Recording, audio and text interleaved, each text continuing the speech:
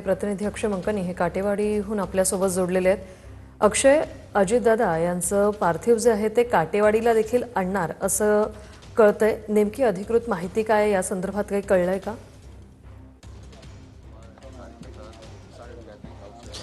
ऋषाली, खरं तर सध्या आपण अजित पवारांच्या काटेवाडी या मूळ गावी आहोत आणि त्यांच्या निवासस्थानाबाहेर आहोत। त्या पोलिसांचा मोठा बंदोबस्त या ठिकाणी तैनात करण्यात आलेला असल्याचं आपल्याला पाहायला मिळतंय। त्यांचे चाहते, त्यांच्यावरती प्रेम करणारी नागरिक, काटेवाडीतले ग्रामस्थ आज सकाळी 5 वाजल्यापासूनच या ठिकाणी पोहोचताना आपल्याला पाहायला मिळत आहेत। आपल्या लाडक्या नेत्याचे अर्थात अजित पवारांच्या पार्थिवाचे अंतिम दर्शन त्यांना व्हावं याकरता ही संपूर्ण गर्दी जी आहे ती त्यांनी या काटेवाडीच्या त्यांच्या मूळ गावी असलेल्या घराच्या बाहेर घराच्या बाहेर ही गर्दी केलेली असल्याचं आपल्याला पाहायला मिळते। पोलिसांच्या माहितीनुसार या ठिकाणी अजितदादांचं पार्थिव शरीर जे आहे ते सकाळी 7 वाजता या ठिकाणी येणार असल्याची माहिती जी आहे ती पोलिसांकडून देण्यात येते, परंतु अद्याप यावरती अधिकृतपणे माहिती जी आहे ती पवार कुटुंबियांकडून देण्यात आलेली नाहीये। परंतु आपण पाहू शकतो की अत्यंत शोकाकुल वातावरण जे आहे ते या ठिकाणी झालेलं आहे। प्रत्येकाच्या डोळ्यात अश्रू जे आहेत ते आपल्याला पाहायला मिळतात। आपण पाहू शकतो की मोठ्या प्रमाणात या ठिकाणी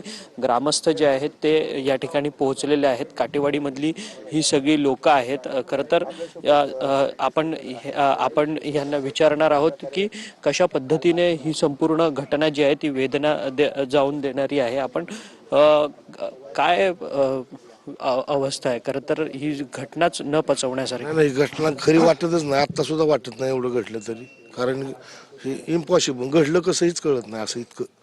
कारण दादांची म्हणजे नजर सुद्धा प्रत्येक गोष्ट अशी की त्यांच्या विमानाचा असा अपघात होणं म्हणजे इतकं ही विषय सोपा नाही इतका। म्हणजे अजितदादांना भेटलात, अजितदादांची तुमचा अनुभव कसा होता? नाही, पहिल्यापासून अनुभव लहानपणापासून हो, फोनवर जास्त बोलणं माझं।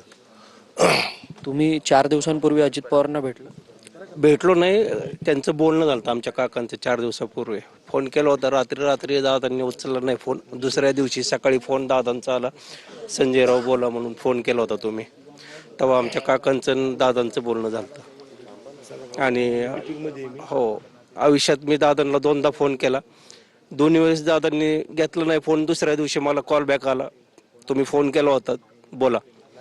माझे जे काही काम आहेत ते सांगितली दादांना आणि त्याच्यावर त्यांनी कारवाई केली होती कामाची। तर आपण बघितलं तर दादा हा कामाचा माणूस होता, त्यामुळे लोक कामं घेऊन दादांकडे जात होती आणि त्याच तत्परतेने दादा जे आहेत ते त्या लोकांची कामं करत होती आणि जी कामं होणार आहेत ती होणार आहे तसं तोंडावरती बोलणारा हा एकमेव नेता होता। आणि त्याचीच आठवण हे सर्वच त्यांचे कार्यकर्ते, समर्थक आणि या बारामती आणि संबंध महाराष्ट्रातली जनता या ठिकाणी त्यांची अशाच पद्धतीने आठवण काढताना आपल्याला पाहायला मिळत आहेत। आणि एकंदरीतच हे शोकाकुल संपूर्ण वातावरण या ठिकाणी काटेवाडी परिसरात देखील आज झालेलं असल्याचं पाहायला मिळतंय।